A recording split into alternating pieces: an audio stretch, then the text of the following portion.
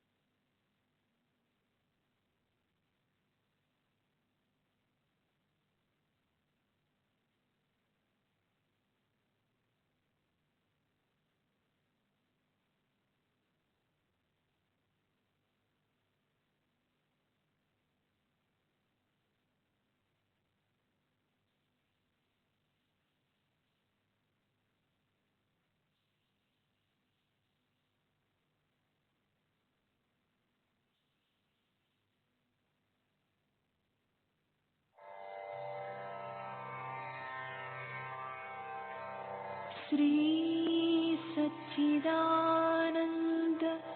सद्गुरु साईनाथ महाराज की जय।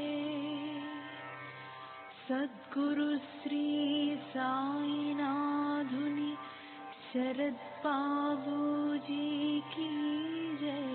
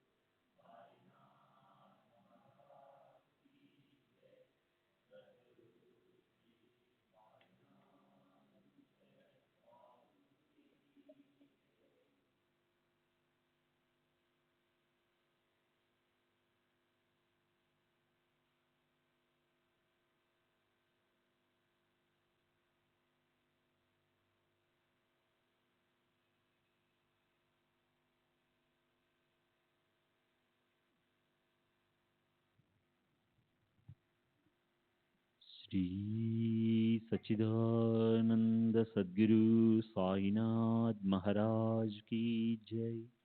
सद्गुरु श्री साईनाथ शरद बाबू जी की जय।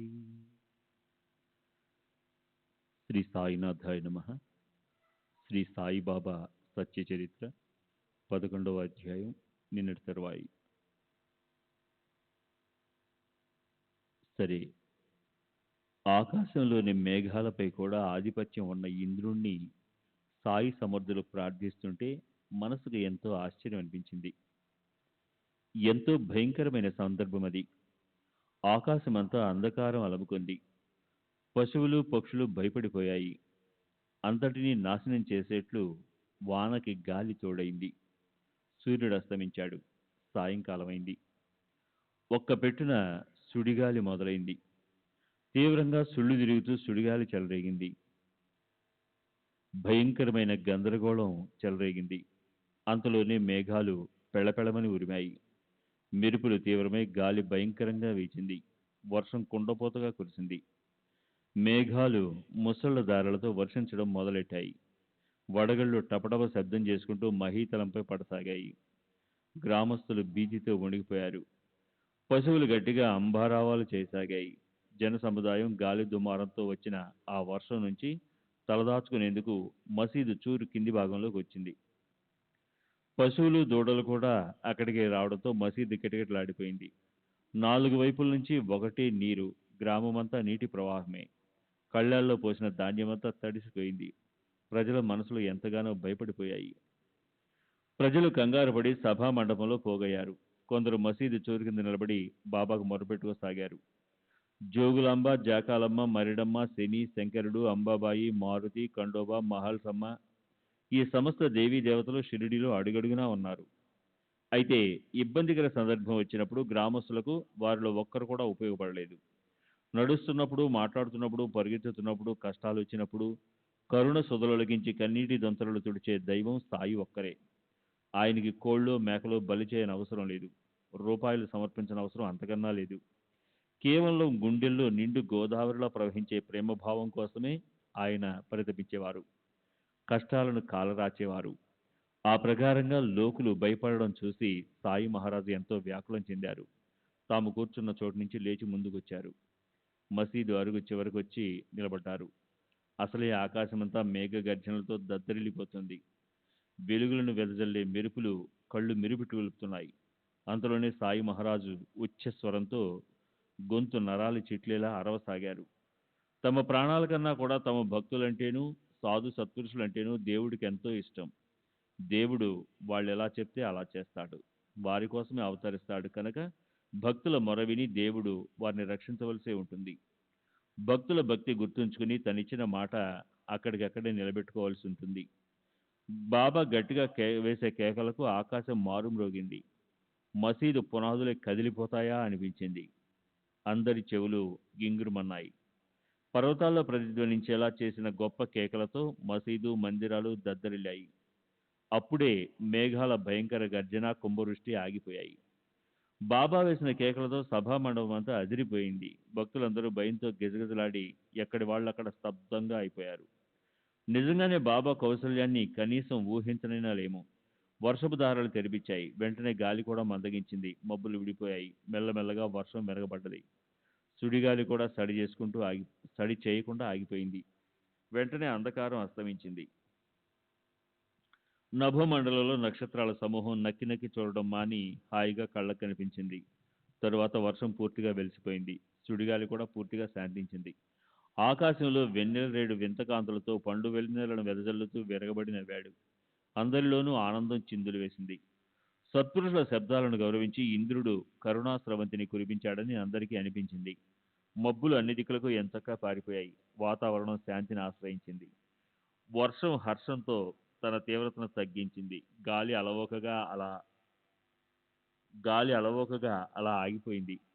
ఉరువులు తరిమినట్లు తమ స్థానంలో అణిగిపోయాయి. పశువులకి పక్షులకి సడలిన ధైర్యం తిరిగి వచ్చింది. ఇళ్ల చూరుల కింద నుంచి పశువులు దూడలు బయటకు వచ్చి నిర్భయంగా తిరగడం మొదలెట్టాయి. పక్షులు స్వేచ్ఛావాయువులు వీలుస్తూ రెక్కలు దాచి ఆకాశంలోకి ఎగిరాయి. అలాంటి భయంకర పరిస్థితి నుంచి తమను రక్షించిన బాబా ఉపకారాన్ని తలుచుకుంటూ ప్రజలంతా తమ తమ ఇళ్లకు వెళ్ళిపోయారు. పశువులు కూడా ప్రశాంతంగా అటు ఇటు తిరగసాగాయి. అలా సాయి కరుణా విగ్రహాలు, ఆయనకి భక్తులంటే పంచప్రాణాలు. బిడ్డ కోసం కలవరపడే కన్న తల్లి లాంటి వారు సాయి. ఆ ప్రేమ సుధావాహినిని నేను ఎంతని వర్ణించను. బాబాకి అగ్ని మీద కూడా అలాంటి ఆధిపత్యమే ఉండేది. ఆ విషయం గురించిన ఓ చిన్న కథను శ్రోతలు ఆలోచనాపూర్వకంగా వినండి. దాంతో శ్రేష్టము అసాధారణము అయిన ఆయన శక్తి అవగతమవుతుంది. అది మధ్యాహ్నం వేళ. మసీదులో ధుని నాలుకలు చాచిన అగ్నిశేగలతో మండుతోంది. దాని ముందు ఎవరు నిలబడగలరు? జ్వాలలు మరింతగా మండిపడ్డాయి. ప్రచండ అగ్ని అఖండంగా పెరిగిపోతుంది. జ్వాలలు చెక్క దూలాలను తాకుతూ పైకప్పు వరకు ఎగిశాయి. మసీదు మండి మసై సర్వనాశనం అవుతుందా ఏమిటా అనిపించింది. అయినా శతకోటి ఆనంద ఇంద్రధనుసులతో శోభిల్లే బాబా మనసు ప్రశాంతంగా ఉంది. ప్రజలంతా చింతాక్రాంతులైపోయారు. ఏమిటి బాబా పద్ధతిని ముక్కు మీద వేలేసుకున్నారు. నీళ్లు తీసుకురండన్నారు ఒకరు. మరి దాన్ని ఎవరు పోస్తారు? నీళ్లు పోసేందుకు పోతే సట్కా మన భరతం పడుతుంది. అక్కడికి ఎవరు వెళ్తారు అన్నారు మరొకరు. ప్రజలందరి మనసులో ఎంతో అదుర్దా ఉన్నా బాబాని అడిగే ధైర్యం మాత్రం ఎవరికి కలగలేదు. తర్వాత బాబాయే చికాకుగా సట్కా మీద చేయి వేశారు. మండే అగ్ని బుగబుగలు చూసి ఆయన సట్కాను చేతిలోకి తీసుకుని పటపడా కొట్టడం మొదలెట్టారు. వెనక్కి వెళ్ళు అన్నారు. దుని పక్క నుంచి చేయి పెట్టి స్తంభాన్ని కొడుతూ జ్వాలకేసి చూస్తూ ఆయన శాంతించు శాంతించు అనసాగారు. దెబ్బ దెబ్బకి జ్వాల క్రిందికి దిగుతూ దిగుతూ క్రమేపీ మందగించింది. దుని శాంతించింది. అందరి భయము అణిగిపోయింది. మహానుభావుల్లో శ్రేష్ఠుడైన స్థాయి పరమేశ్వరుడు అవతారమే. కాంతి జలపాతాలు చిందించే ఆయన చరణాలపై మస్తకం పెడితే దానిపై ఆయన కరుణతో తమ వరద హస్తాన్ని పెడతారు.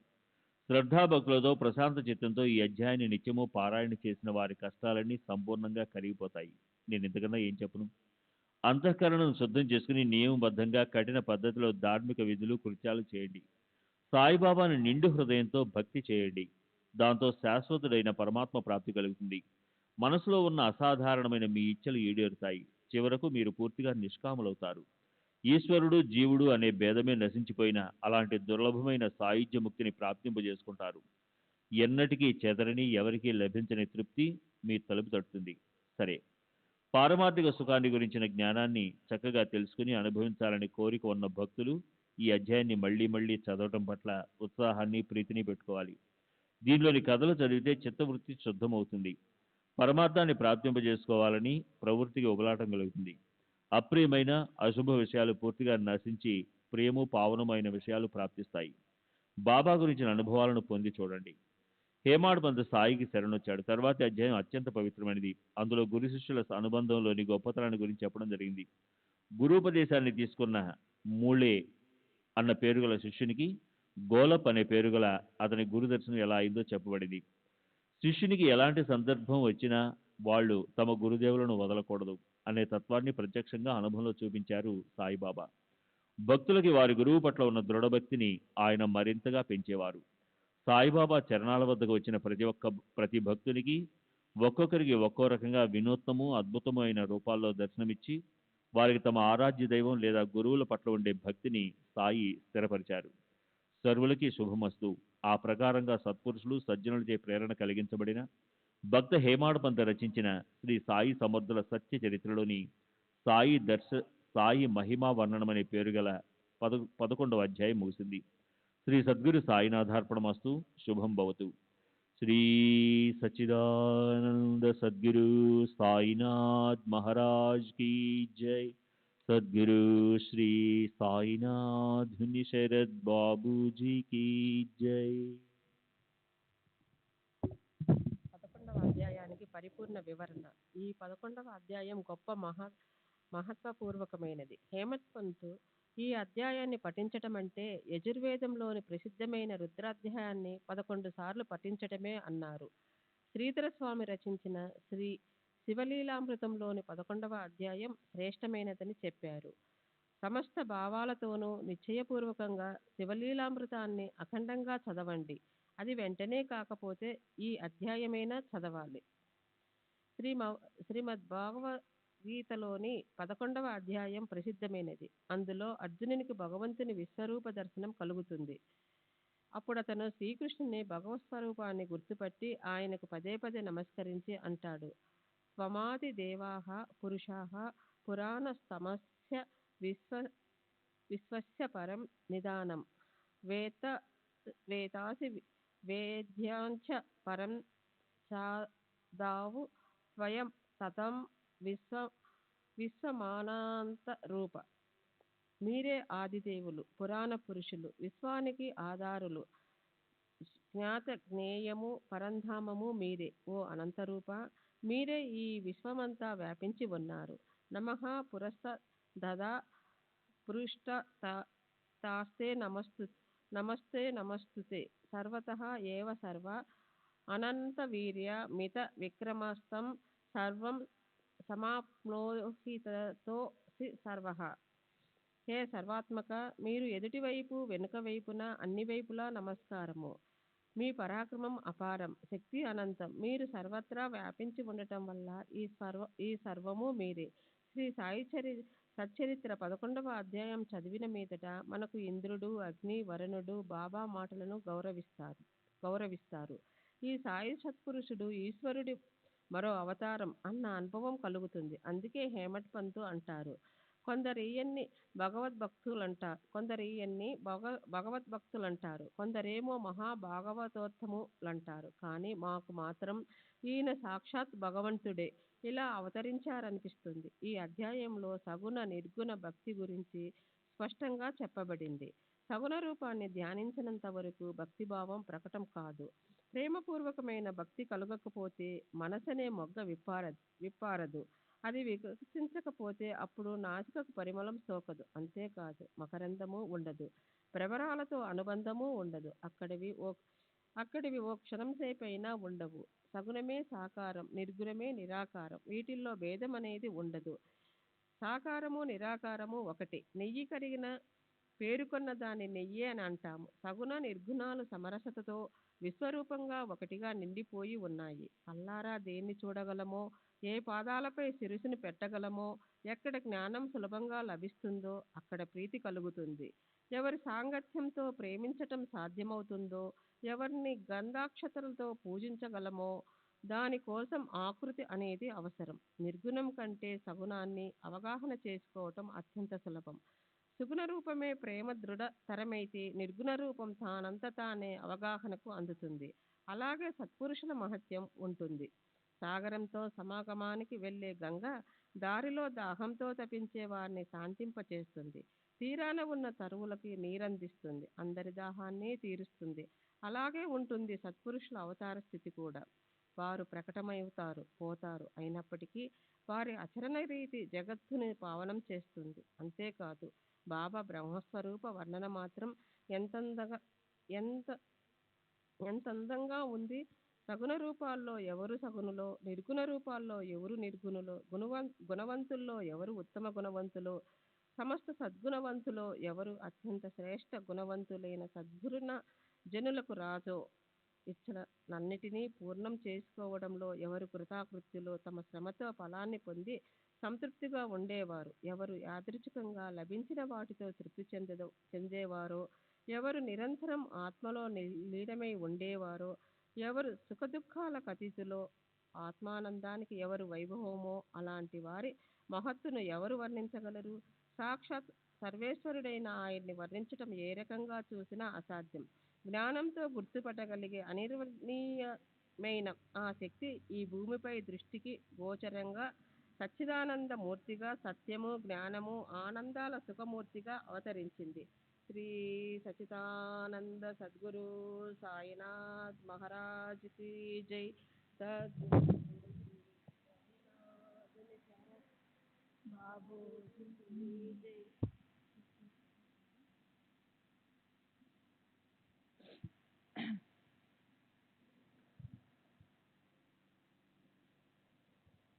ఎవరి అంతఃకరణ బ్రహ్మంతో ఐక్యరూపం చెందిందో ఆ రూపం ఇదే.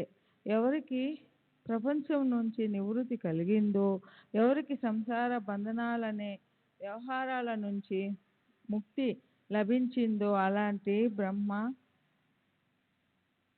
ఆత్మల ఐక్య అనుభవం అనే స్థితికి చెందిన శుద్ధ ఆనందమూర్తి ఇదే. ఆనందో బ్రహ్మేతి అనే శృతిని శ్రోతలు నిత్యము వింటూ ఉంటారు.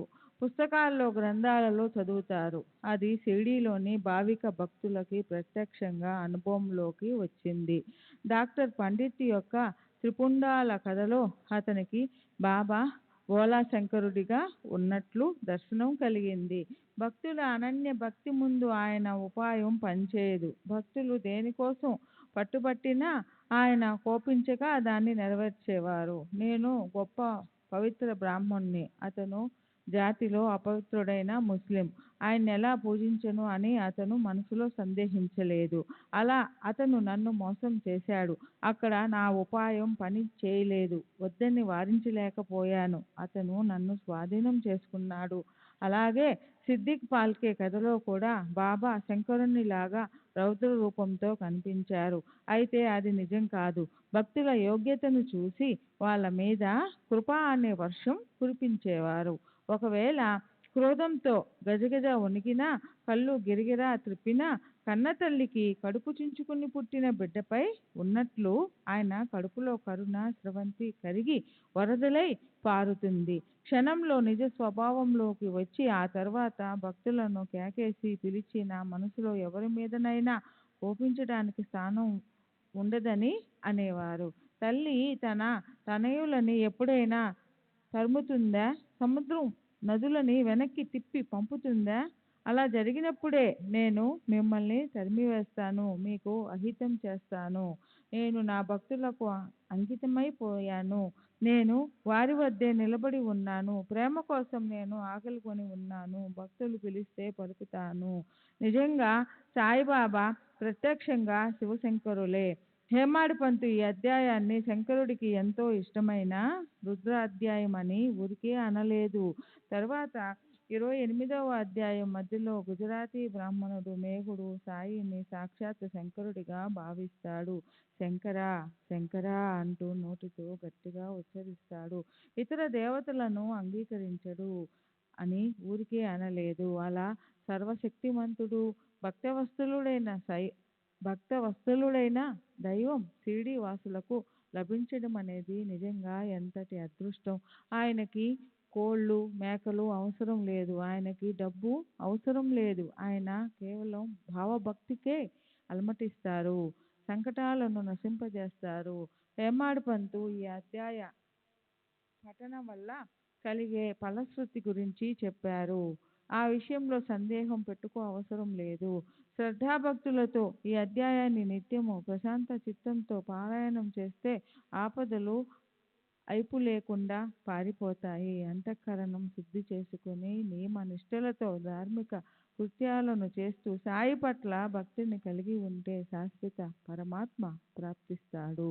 ఇంతకన్నా నేనేం చెప్పను. మనసులో ఉన్న అసాధారణ కోర్కెలు కూడా సిద్ధిస్తాయి. పూర్తిగా నిష్కాములవుతారు. ఈశ్వరుడికి జీవుడికి భేదం నశించిపోయే అలాంటి దుర్భరమైన ముక్తి స్థానం ప్రాప్తిస్తుంది. ఎప్పటికీ భంగం కాని తృప్తి లభిస్తుంది. 12వ అధ్యాయం శ్రీ సంత్ గోలప్ రామదర్శనం. శ్రీ సాయిబాబా, శ్రీ సంత్ గోలప్ స్వామి, శ్రీ రామచంద్ర ప్రభువుల రూపాలతో దర్శనమివ్వడం. హే సద్గురు సాయినాథ, మీకు జయకారాలు. మీ చరణాలపై మస్తకము ఉంచి నేను నమస్కరిస్తున్నాను. ఏ రకమైన వికారాలు లేని ఆత్మస్వరూపంలో ఎల్లవేళలా ఏకరూపంతో ఉంటుంది మీ స్థితి. మీకు శరణు వచ్చిన నా మీద మీరు కృప చూపండి. మీరు సత్య జ్ఞాన ఆనందయుక్త సుఖ సంతోషాలకు నిధి.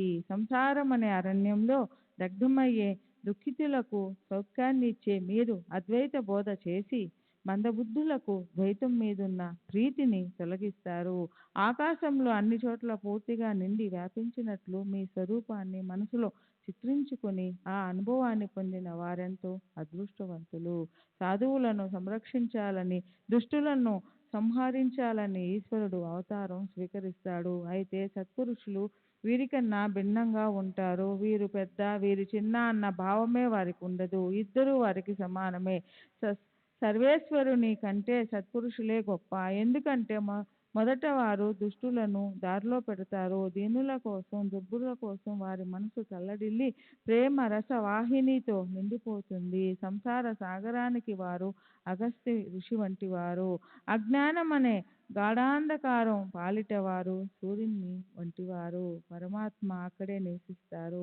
నిజంగా చూస్తే వారు వీరికి వేరు కాదు. అలాంటి సత్పురుషుల్లో ఒకరుగా ఈ నా సాయి భక్తుల కోసం ఇక్కడ అవతరించారు. జీవాత్మ పరమాత్మల ఐక్యత వైభవంతో సుఖోభీతులైన ఆయన మూర్తీభవించిన జ్ఞానదేవులే. ఆయనకు ప్రాణి మాతృలందరిపైన అపారమైన అనురాగం. ఇతర విషయాల పట్ల అసలు ఆసక్తి అన్నది ఉండేది కాదు.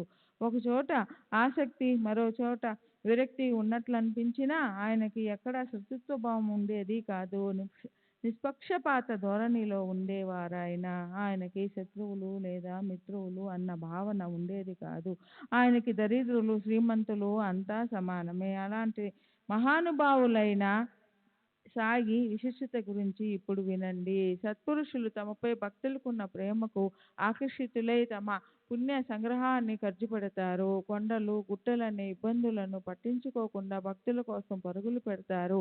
అజ్ఞానులు పరమార్థం అంటే ఏమిటో తెలుసుకోకుండా భార్య బిడ్డల్లో ధనంలో ఆసక్తి పెట్టుకుంటారు. పాపం అజ్ఞానులు కదా అని వారిని క్షమించాలి. అలా ఏది తెలుసుకోలేని అమాయకులని దేవుడు కృపతో ప్రేమతో దగ్గరకు తీసుకుంటాడు. అయితే దేవుడి నుంచి దూరమై దేవుడికి విముఖులైన వారి అభిమానాన్ని దగ్ధం చేస్తాడు.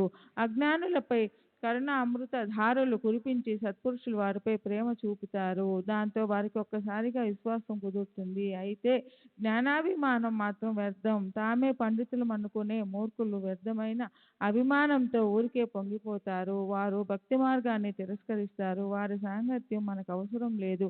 అలాగే వర్ణ సంకరణము వద్దు, వర్ణాభిమానం కూడా వద్దు. వర్ణాశ్రమాలను ఖచ్చితంగా నియమంగా పాటిస్తున్నామన్న గర్విష్ఠులుగా అవ్వకండి. అలాగే వేదాలను అంగీకరించని కపట పండితులుగా కాకండి. వేదాంగ శిక్ష, కావ్యము, వ్యాకరణము, ఛందస్సు, జ్యోతిష్యము, నియుక్తములను లోతుగా అభ్యసించి ఉంటారు. అయితే జ్ఞాన గర్వంతో మదించిపోతారు. అలాంటి వారు భక్తి మార్గానికి అడ్డు తగులుతారు. వారికి ఆశ అనేది కనిపించదు. అజ్ఞానులు శ్రద్ధాబలంతో సంసార భయం అనే సంకటాన్ని సుదూర తీరాలకు తరిమివేస్తారు. అయితే ఈ శాస్త్ర పండితులను వారి చిక్కుల నుంచి ఎప్పటికీ ఎవరూ విడదీయలేరు. సత్పురుషుల పాదాల్లో విశ్వాసం పెడితే అజ్ఞానం పారిపోతుంది. జ్ఞానాభిమానుల సంశయాలు వారికి బాధాకరం కావు. వారి హృదయాలలో సద్భావం ఉత్పత్తి అవుతుంది. సరే, ఓసారి దైవం నిర్ణయానుసారం ఎలాంటి విచిత్ర గోష్ఠి సంభవించిందో చూడండి. ఒక కర్మఠుడికి అదృష్టవశాత్తు సాయిని కలిసే సద్భావం ఏర్పడింది. అతని సంకల్పం ఒక విధంగా ఉంది. అయితే యోగాలు వేరుగా ఉంటాయి. అందువల్లే షిరిడీ లాభం కలిగి అతనికి తన గురు దర్శనం అయ్యింది. రసభరితమైన విశిష్టమైన గురు మహిమను దర్శింపజేసి గురు భక్తులకు ప్రేమ అనుభవాన్ని ఇచ్చే ఆ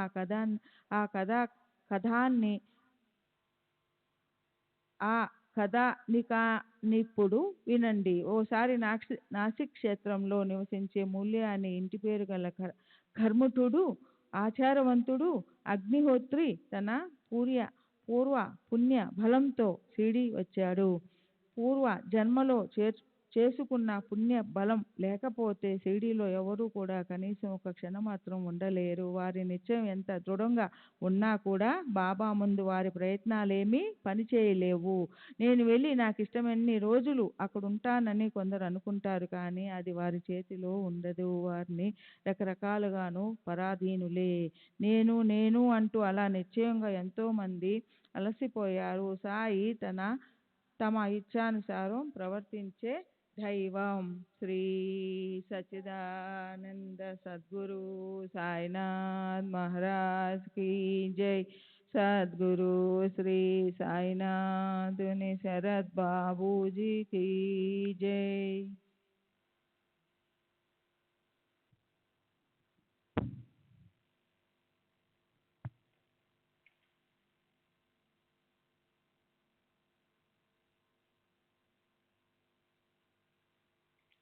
ఆయన ముందు ఇతరుల అహంకారం అణిగిపోతుంది. మన వంతు రాకుండా మనం బాబా స్మృతి పదంలోకి రాము. ఆయన గుణ వర్ణన చెవిలో పడదు. అప్పుడు దర్శనం చేసుకోవాలనే స్ఫూర్తి మన మనస్సులో ఎక్కడి నుంచి వస్తుంది? సాయి సమర్థుల దర్శనానికి వెళ్ళాలి అన్న కోరిక ఎందరికో ఉన్నప్పటికీ వారికి సాయి నిర్వాణం వరకు షిరిడీ వెళ్ళే యోగమే పట్టలేదు. తరువాత పోదాం పోదాం అనుకుంటూ సోమరితనపు అవాంతరం వచ్చి షిరిడీ ప్రయాణం ఆగిపోయింది. బాబా కూడా సమాధి చెందారు. ఇవాళ రేపు అనుకుంటూ ఆగిపోవడంతో చివరికి బాబాని ప్రత్యక్షంగా కలవటం అనేది అసంభవమైపోయింది. ఆ ప్రకారంగా ఆయన దర్శనం చేసుకోవటం అలాగే ఉండిపోగా వాళ్ళు పశ్చాత్తాపపడ్డారు. అలాంటి తృష్ణ తీరని వారి విశ్వాసంతోనూ ఆదరపూర్వకంగానూ ఈ కథను వింటే వారి పిపాసులపై ఉన్న కోరిక కనీసం మజ్జిగతోనైనా తీరినట్లు తీరుతుంది. సరే, అదృష్టవశాత్తు వెళ్ళిన వారు ఆయన దర్శనంతో చరణ స్పర్శనతో తృప్తి పొందిన వారు మాత్రం ఇక్కడ తమ ఇష్టానుసారం ఉండగలిగారా? బాబా కదా ఇక్కడ ఉంచవలసింది. ఎవరు కూడా తమంత తాము అక్కడికి వెళ్ళలేరు. ఉందామన్నా అక్కడ ఉండలేరు. అనుమతించబడ్డ వారే ఉండాలి. ఆయన వెళ్ళిపోమ్మంటే తిరిగి వెళ్ళిపోవాలి. కాకా మహాజని ముంబై షావుకారు గరంసీ జటాబాయ్ ఆఫీసులో ముఖ్య అధికారిగా ఉండేవాడు. ఒకసారి అతను ముంబై నుండి షిరిడీ వెళ్ళాడు. అక్కడ ఒక వారం రోజుల పాటు ఉండి తిరిగి వెళ్ళాలని అతని మనసులో ఉంది. కృష్ణ జన్మాష్టమికి చావడిని అందంగా అలంకరించి బాబా ఎదుట ఉయ్యాల వేలాడదీసిన భక్తులు వేడుకలు చేసి ఆనందంగా నర్తిస్తున్నారు. ఆ గోకులాష్టమి సమారంభాన్ని ఆనందంగా కళ్ళారా చూడాలన్న కోరికతో వీలు చూసుకుని కాక షిరిడీకి వచ్చాడు. అయితే బాబా దర్శనానికి వెళ్ళగానే బాబా అతన్ని మీ ఇంటికి తిరిగి ఎప్పుడు వెళ్తున్నావు అని అడిగారు. కలిసి కలవక మునిపే ఏమిటి ప్రశ్న అని కాకా మనసుకు ఆశ్చర్యం కలిగింది. అతని మనస్సులో అయితే షిరిడీలో వారం రోజులుండాలని ఉంది. బాబాయే స్వయంగా అలా ప్రశ్నించినప్పుడు కాకాకి జవాబివ్వక తప్పలేదు. అయితే అది కూడా బాబానే సూచించాలన్నట్లు కాకా సమయానుకూలంగా ఇలా సమాధానమిచ్చారు. బాబా ఎప్పుడు అనుమతి ఇస్తే అప్పుడే నేను ఇంటికి వెళ్ళిపోతాను. కాకా దగ్గర నుంచి ఆ సమాధానాన్ని వినగానే బాబా రేపు వెళ్ళు అన్నారు. కాకా ఆ ఆజ్ఞను తల వంచి నమ్రతతో అంగీకరించాడు. బాబాకు నమస్కరించి ఆ రోజు గోకులాష్టమి లాంటి విశేషమైన పర్వదినం అయినప్పటికీ అదే రోజు ప్రయాణమయ్యారు. తన ఊరు చేరుకున్నాడు. ఆఫీస్కి వెళ్ళి చూసినప్పుడు అతని యజమాని కాకా ఎప్పుడు తిరిగి వస్తాడా అని అతని కోసం ఎదురు చూస్తున్నాడు. అక్కడ పనిచేసే గుమస్తా అకస్మాత్తుగా అస్వస్థులై ఉండటం వల్ల యజమానికి కాకాతో అవసరం పడింది.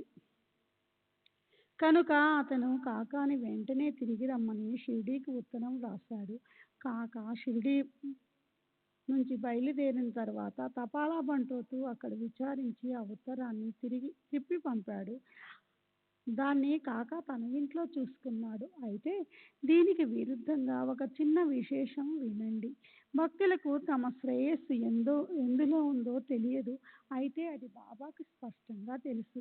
ఒకసారి నాసిక్ నుంచి బాబా అంటే ప్రేమ ఉన్న బాహు సాహెబ్ ధూమాల్ అనే పేరు గల ప్రఖ్యాత వకీల్ గొప్ప భక్తుడు కేవలం బాబా దర్శనం చేసుకునేందుకు షిరిడీకి వచ్చాడు.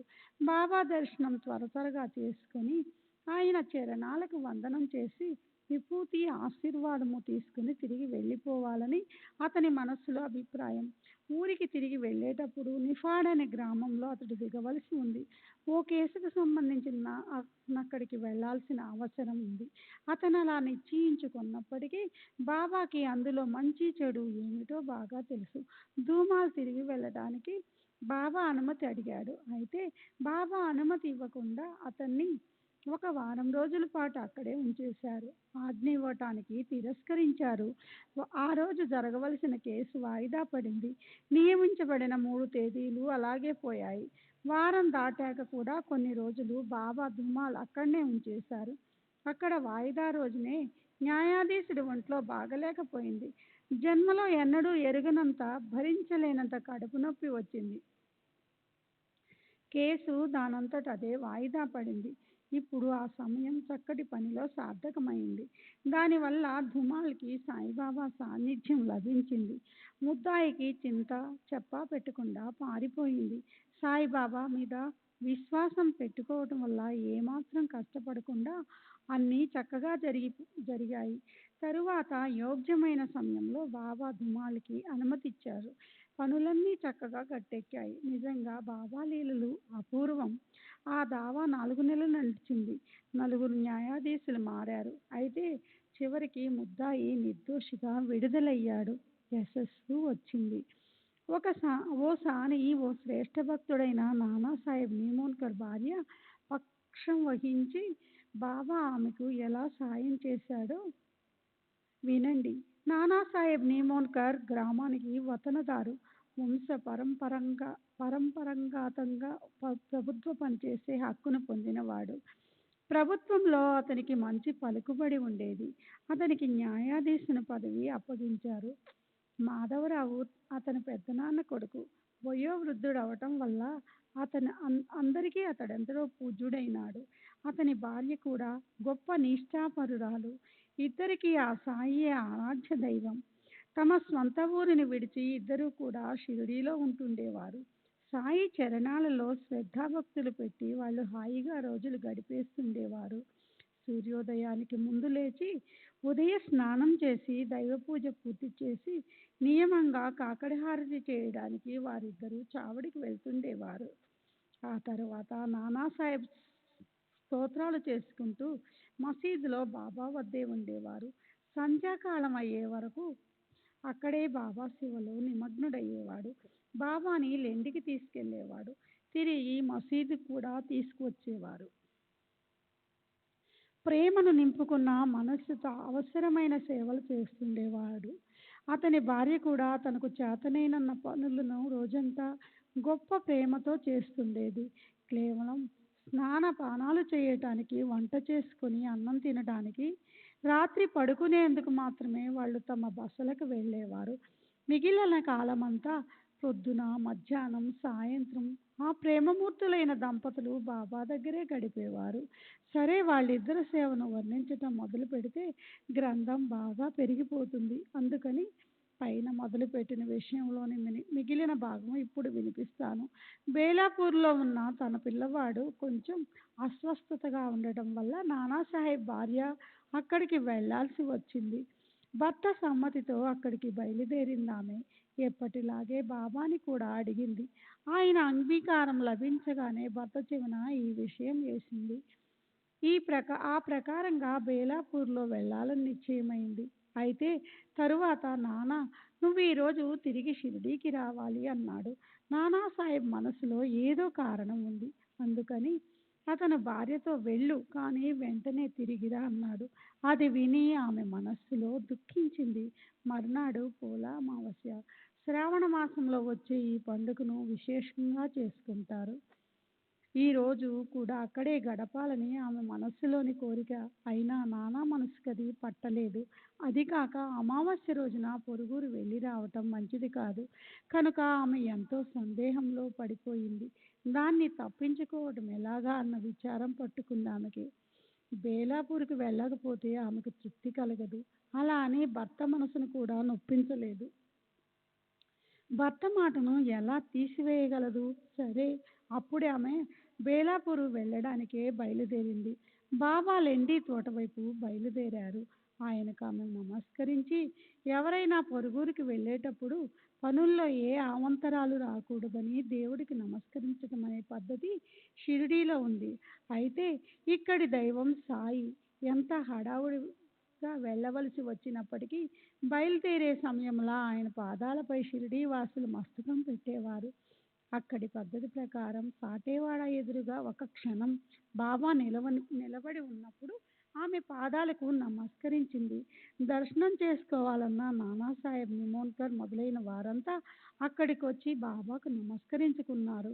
అలా అక్కడ ఉన్న వారంతా చూస్తుండగా విశేషించి నానాసాహెబ్ సమక్షంలో ఆమెతో బాబా ఆ సందర్భంలో అన్న దానిలోని యోగ్యతను గమనించండి.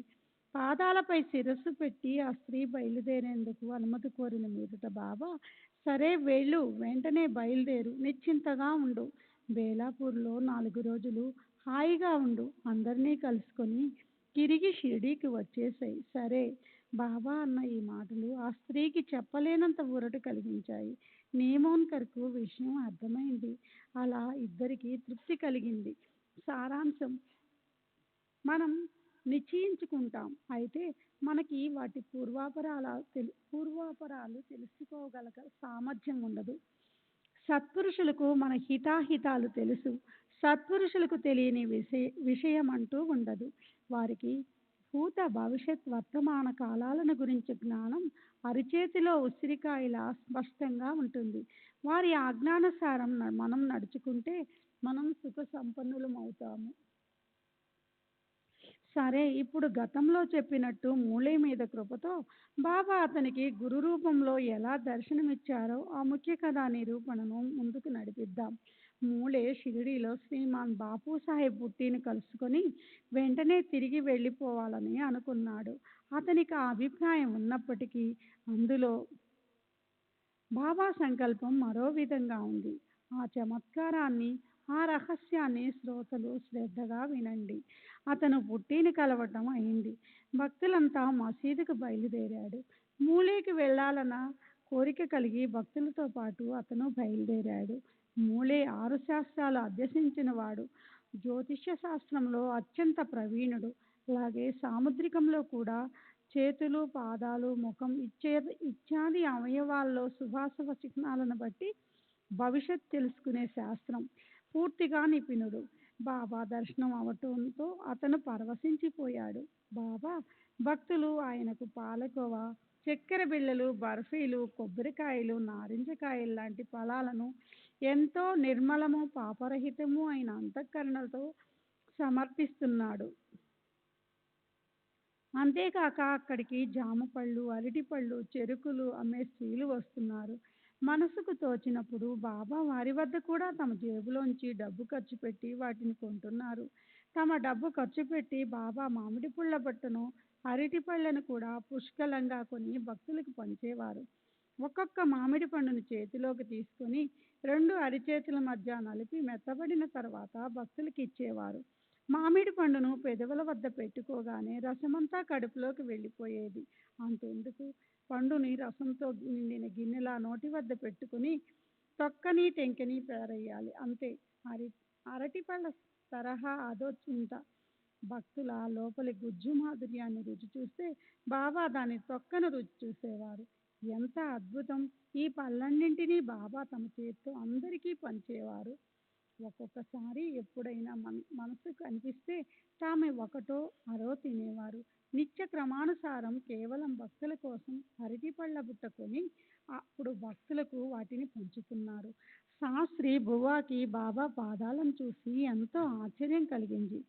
చేతిలోని ధ్వజ వజ్రాంకుశ చిహ్నాలతో ఉన్న రేఖలను పరీక్షించాలని కోరిక కలిగింది. అప్పుడు బాబా భక్తుడు కాకాసాహెబ్ దీక్షిత్ ఆ దగ్గరలో ఉన్నాడు. అతడు 4 అరటిపళ్ళు తీసి వాటిని బాబా చేతిలో పెట్టారు. అప్పుడు ఎవరో బాబాతో ఇలా అన్నారు: బాబా, ఇతను నాసిక్ క్షేత్రంలో నివసించే మూలే శాస్త్రి. గొప్ప పుణ్యం చేసుకుని ఉండటం వల్ల మీ పాదాల వద్దకు వచ్చాడు. అతనికి పళ్ళు ప్రసాదంగా ఇవ్వండి. ఎవరు విన్నపం చేసినా చేయకపోయినా బాబా మనసులో ఆ సంకల్పం రాకుండా ఎవరికి ఏది ఇవ్వరు. సంకల్పం రాకుండా ఆయన ఎవరికి ఏది ఇవ్వరు కూడా లేరు కదా. ఇవ్వరు లేదా చేయరు. శ్రీ సచ్చిదానంద సద్గురు సాయినాథ్ మహారాజ్ కి జై. సద్గురు శ్రీ సాయినాథ్ శరత్ బాబూజీకి జై. చెయ్యకపోయినా బాబా మనసులో ఆ సంకల్పం రాకుండా ఆయన ఎవరికి ఏది కూడా ఇవ్వరు లేదా చేయరు. ముళ్ళే ఆ అరటిపళ్ళు కాదు, బాబా అరిచేతుల్ని అడిగాడు. దానికోసం తన చేతిని ముందుకు చాపాడు. అయితే బాబా దాన్ని పట్టించుకోకుండా అందరికీ ప్రసాదం పంచుతున్నారు. ముళ్ళే బాబాతో, నాకు పళ్ళొద్దు, మీ హస్తాన్నివ్వండి, నాకు సాముద్రికం చూడడం వచ్చు అని విన్నపం చేసుకున్నాడు. అయితే బాబా అతనికి తమ హస్తాన్ని ఇవ్వలేదు. అయినప్పటికీ ములే ముందు ముందుకి జరగసాగాడు. సాముద్రికము చూడడం కోసం చెయ్యి సాచసాగాడు. అయితే బాబా ఇటువైపు పొరపాటున కూడా చూడనైనా లేదు. అసలా విషయం తమకు పట్టనట్లే ఉన్నారు. చివరికి సాసిన ములే చేతిలో బాబా ఆ 4 అరటిపళ్ళు పెట్టి అతన్ని కూర్చోమన్నారు. అంతేకాని ములే చేతిలో తమ చేతిని పెట్టలేదు. ఎవరు జన్మంతా ఈశ్వరుడి కోసము తమ శరీరాన్ని కరిగించారో ఆయనకి సాముద్రికంతో అవసరమేమిటి? సాయి మహారాజు ఇచ్చేయాలన్నీ నెరవేరాయి. ఆయన భక్తులకు తల్లిదండ్రులవుతారు. బాబా యొక్క నిరిచితిని సాముద్రికం పట్ల ఆయనకున్న నిరక్షణ వైఖరిని చూసి శాస్త్రి తన చేతిని వెనక్కి లాక్కుని బాబాని పరీక్షించే ఉద్దేశం విరమించుకున్నాడు. కొద్దిసేపు హాయిగా కూర్చున్న తరువాత భక్తులతో కలిసి వాడాకి తిరిగి వెళ్ళిపోయాడు. వాడాకి తిరిగి వచ్చాక ములే స్నానం చేసి మడి కట్టుకుని సంధ్య చేసుకున్నప్పుడు పూజా సమయంలోనూ శుభ్రంగా ఉంచుకోవడం కోసం ఇతర అమంగళ పదార్థాల నుంచి దూరంగా ఉంచే ఉతికిన లేదా పట్టు వస్త్రం, అగ్నిహోత్రం అనే నిత్య విధిని ప్రారంభించాడు. ఇక్కడ నియమానుసారం బాబా లిండికి బయలుదేరి ఇలా అన్నారు: మనతో కాషాయం తీసుకుని రండి. ఈరోజు కాషాయ వస్త్రం ధరిద్దాం. అందరికీ ఆశ్చర్యమేసింది. బాబాకి కాషాయంతో పనేమిటి? అందరికీ ఒకటే ఆలోచన. బాబాకి ఈరోజు కాషాయం ఎందుకు గుర్తొచ్చింది? బాబా మాటలు ఎప్పటిలాగానే నిగూఢంగా ఉన్నాయి. వాటి అర్థం ఎవరికి తెలుస్తుంది? అయితే విచారపూర్వకంగా చెవులతో వింటే అనేక అర్థాలు గోచరిస్తాయి. మహాత్ముల మాటలు ఎన్నటికీ నిర్ధకం కావు. సదా అర్థపూర్ణంగానూ నిగూఢంగానూ ఉంటాయని వాటికి మూలం ఎవరు కట్టగలరు? మహాత్ములు మొదట ఆలోచించి ఆ తరువాతే మాట్లాడతారు. అలాగే ఉంటుంది వారి నియమ పద్ధతి. అన్న ప్రకారమే వారు వ్యవహరిస్తారు. అందరికీ అంగీకారయోగ్యమైన సిద్ధాంతం ప్రకారం మహాత్ముల మాటలు ఎన్నటికీ అర్థహీనంగా ఉండవు. శ్రద్ధ పెట్టి చక్కగా పరిశీలించి చూస్తే అవి అర్థమవుతాయి. సరే, ఇక్కడ బాబా లిండి నుంచి తిరిగి వచ్చాక నగర కొమ్మ బోరలు వాయించడం మొదలుపెట్టారు. బాపు సాహెబ్ జోగు మధ్యలో హడావిడిగా ములేతో హారతి వేళయింది, మసీదుకొస్తారా అని అడిగాడు. అయితే అది శాస్త్రి మడికి పెద్ద ఇబ్బంది కనుక అతను ఇలా జవాబిచ్చాడు: 3 జాములు మధ్యాహ్నము 4 తర్వాత దర్శనం చేసుకుంటాను. జోగ్ అప్పుడు హారతికి అన్నీ తయారు చేసుకున్నాడు. ఇక్కడ మసీదుకి తిరిగి వచ్చి బాబా ఆసనం మీద మాట్లాడుతూ కూర్చున్నారు. అందరి పూజ ముగిసింది. హారతికి సామాగ్రి సిద్ధం చేశారు. ఇంతలో బాబా ఇలా అన్నారు: తీసుకురండి ఆ కొత్త బ్రాహ్మణ్ణి, దగ్గరి నుంచి దక్షిణ తీసుకురండి. అది విని బాపు సాహిబు బూటే స్వయంగా వెంటనే దక్షిణ అడగడానికి వెళ్ళాడు. ములే అప్పుడే స్నానం చేసి మడిబట్ట కట్టుకుని హాయిగా ఆసనం మీద కూర్చుని ఉన్నాడు. అప్పుడు ఆ కబురు విని ములే మనసులో సందేహం కలిగింది. నేనెందుకు దక్షిణ ఇవ్వాలి? నేను పవిత్రమైన అగ్నిహోత్ర బ్రాహ్మణ్ణి. బాబా ఎంతో గొప్ప మహాత్ముడైనా నేనేమన్నా ఆయన అనుజ్ఞ పాటించి శిష్యుణ్ణా లేక భక్తుణ్ణా? నన్నెందుకు ఈయన దక్షిణ అడుగుతున్నారు? ఈ ప్రకారంగా అతని మనసు సద్గంధములో పడింది.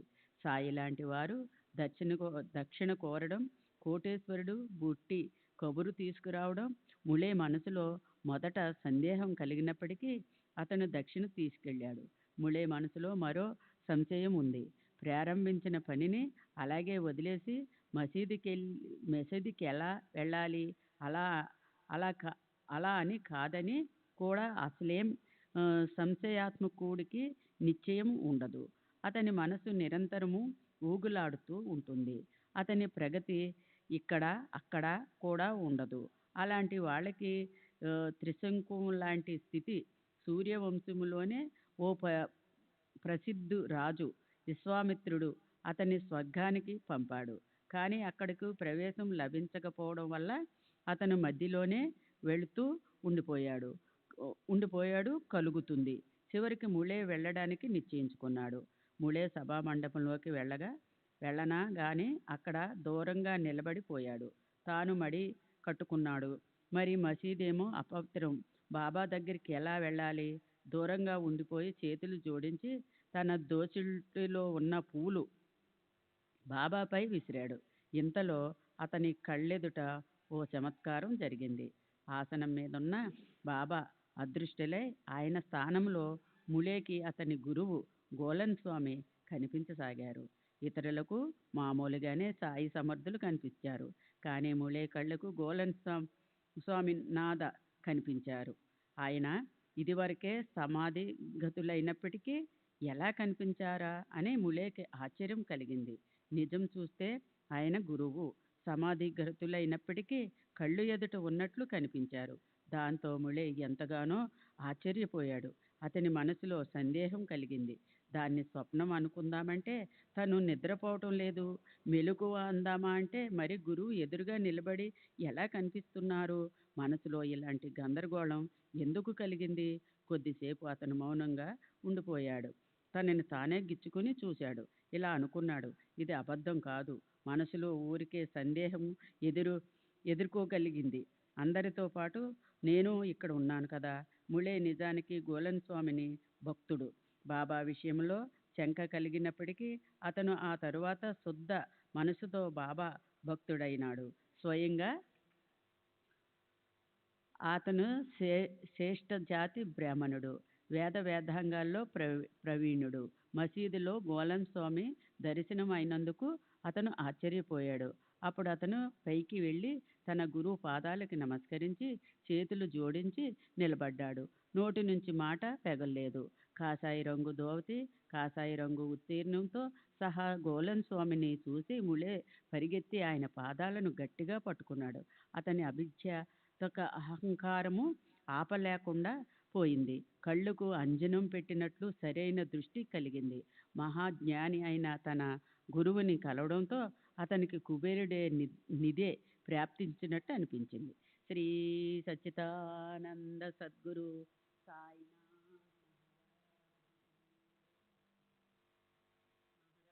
की जय। सद्गुरु श्री साईनाथ शरद बाबू की जय।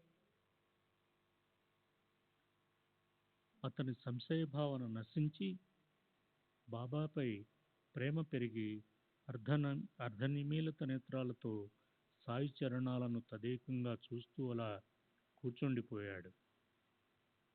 అతనికి ఇలా అనిపించింది, జన్మ జన్మల పుణ్యం ఫలించింది. అందువల్లే సాయి మహారాజ్ పాదాలు దృష్టి కనిపించాయి.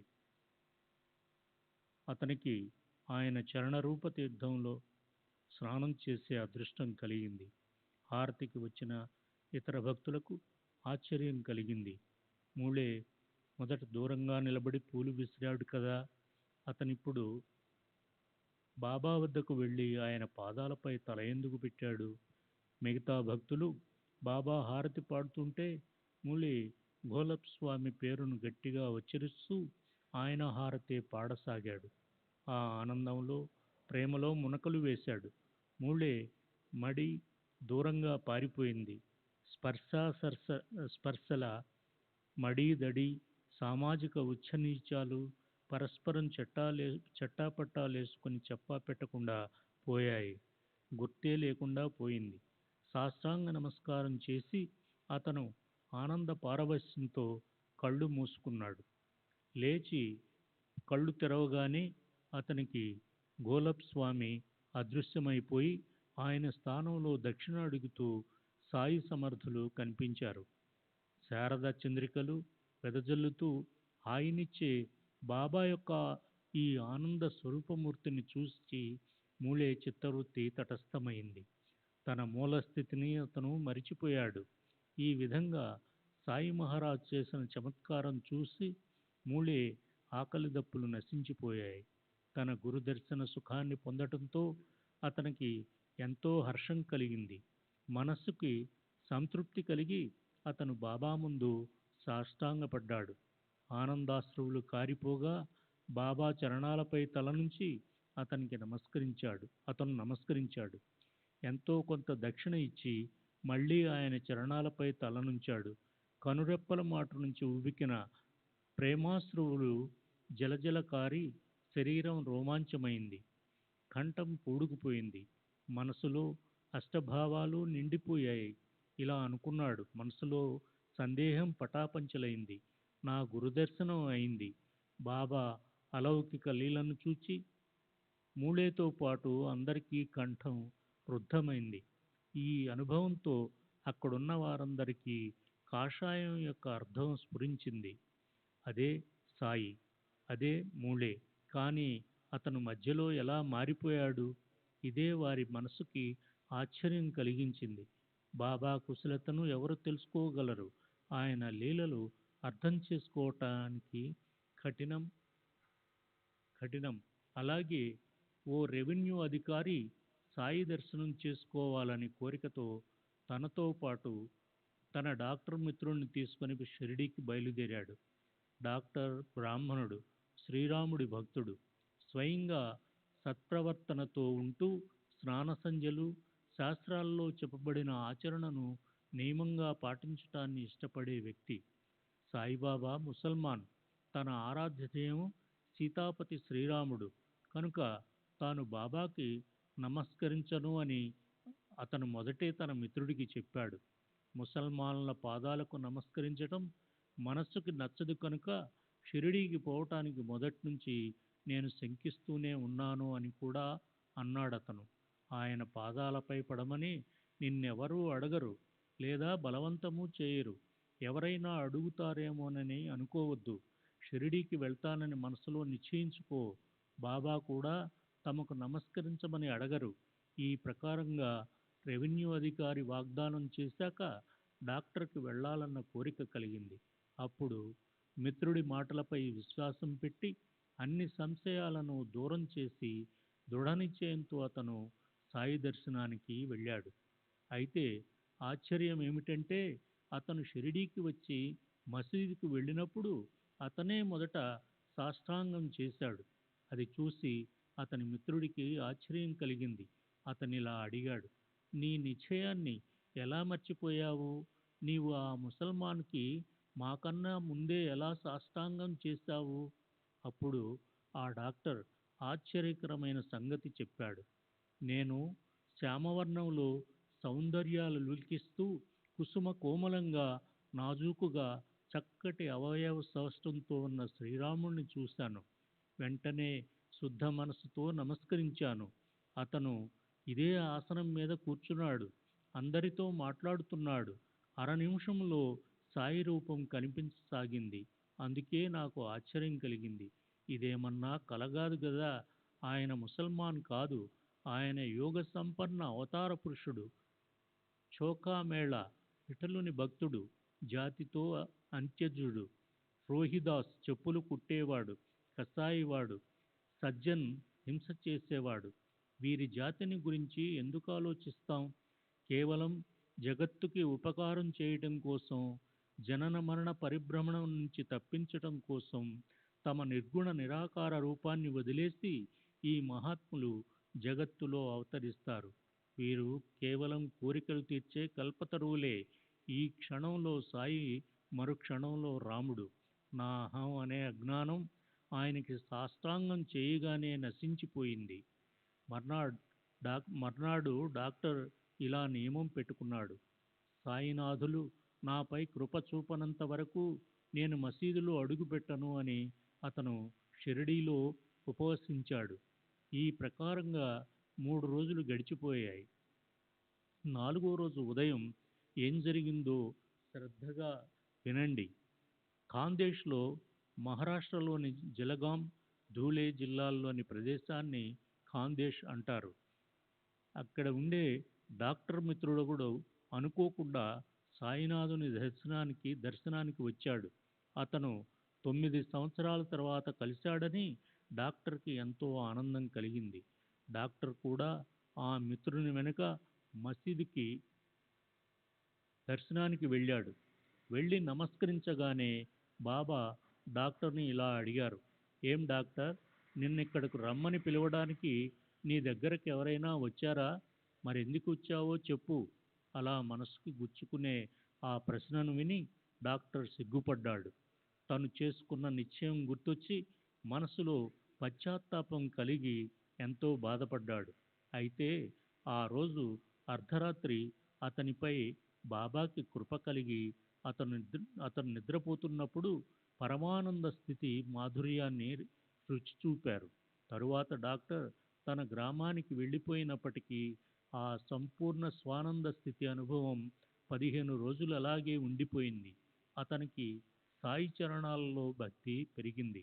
అలా ఇలా సాయి యొక్క వినూత్నమైన అనుభవాలను చెప్తూ పోతే గ్రంథం విస్తరిస్తుంది. అయితే అది అపరిమితం అవుతుందేమో అన్న భయంతో ఆపుతున్నాను. మొదట మూలే కథ విని శ్రోతల చిత్తానికి ఆశ్చర్యం కలుగుతుందేమో కానీ అందులో సారాన్ని, బోధని వారు అర్థం చేసుకోవాలి. ప్రతివారు తమ గురువులపై దృఢ విశ్వాసం పెట్టాలి. మరి వేరే ఎక్కడా ఉండకూడదు.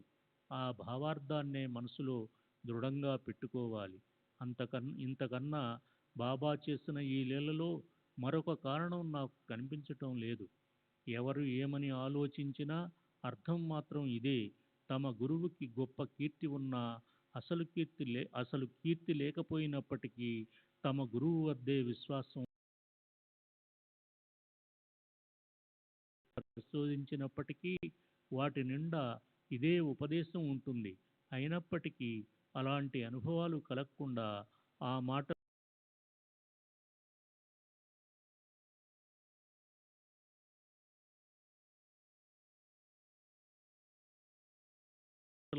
విశ్వాసం పెట్టలేము. తమకి స్వయంగా ఖచ్చితంగా విశ్వాసం లేకున్నా స్వయంగా ఆత్మనిష్ట ఉన్నట్లు ప్రదర్శించాలి. వారి జన్మల్లో కలిగే కష్టాలన్నీ అడుగడుగునా స్పష్టంగా కనిపిస్తాయి. ఇదంచ నాస్తి పరంచన, ఇది ఉండదు అది ఉండదు. ఎప్పుడూ మనసుకు ఏదో ఓ చింత, ఒక క్షణం కూడా మనసుకు శాంతి ఉండదు. ముక్తులమన్న గొప్పలు మాత్రం చెప్పుకుంటారు. శ్రీ సచిదానంద సద్గురు సాయినాథ్ మహారాజ్ కీ జై. సద్గురు శ్రీ సాయినాథుని శరద్ బాబూజీ కీ జై.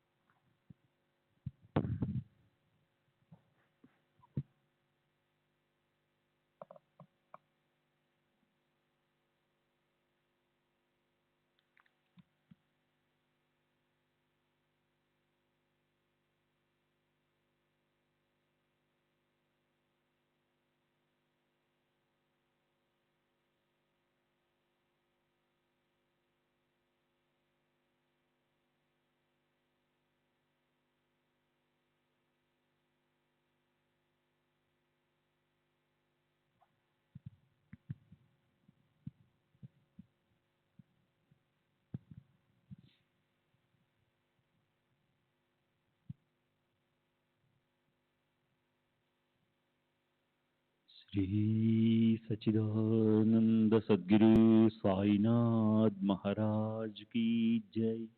సద్గురు శ్రీ సాయినాథుని శరద్ బాబూజీ కీ జై. साई रहम नजर करना, बच्चों का पालन करना। साई रहम नजर करना, बच्चों का पालन करना। जाना तुमने जगत पसार, सब ही झूठ जमाना। जाना तुमने जगत पसार, सब ही झूठ जमाना। साई रहम नजर करना, बच्चों का पालन करना। साई रहम नजर करना, बच्चों का पालन करना। मैं अंधा हूँ बंधा आपका, मुझसे पथ दिखलाना। मैं अंधा हूँ बंधा आपका, मुझसे पथ दिखलाना। साई रहम नजर करना, बच्चों का पालन करना। साई रहम नजर करना, बच्चों का पालन करना। दास गण कहे अब क्या बोलूं, थक गई मेरी रसना। दास गण कहे अब क्या बोलूं, थक गई मेरी रसना। साई रहम नजर करना, बच्चों का पालन करना। साई रहम नजर करना, बच्चों का पालन करना। रहमो नजर करो अब मोरे साई, तुम बिना नहीं मुझे माँ बाप भाई। रहमो नजर करो मैं अंधा हूँ बंदा तुम्हारा। मैं अंधा हूँ बंदा तुम्हारा। मैं ना जानू, मैं ना जानू, मैं ना जानू अल्लाह इलाही। रहमो नजर करो, रहमो नजर करो अब मोरे साई, तुम बिना नहीं मुझे माँ बाप भाई। रहमो नजर करो काली जमाना मैंने गमाया। काली जमाना मैंने गमाया। साथी आखिर का, साथी आखिर का, साथी आखिर का तुम बिना कोई। रहमो नजर करो, रहमो नजर करो अब मोरे साई, तुम बिना नहीं मुझे माँ बाप भाई। वो नजर करो अपने मस्जिद का झाड़ू गणो है। अपने मस्जिद का झाड़ू गणो है। मालिक हमारे, मालिक हमारे, मालिक हमारे तुम बाबा साई। रहमो नजर करो, रहमो नजर करो अब मोरे साई, तुम बिना नहीं मुझे माँ बाप भाई। रहमो नजर करो। श्री सच्चिदानंद सद्गुरु साईनाथ महाराज की जय। सद्गुरु श्री साईनाथ शरद बाबू जी की जय।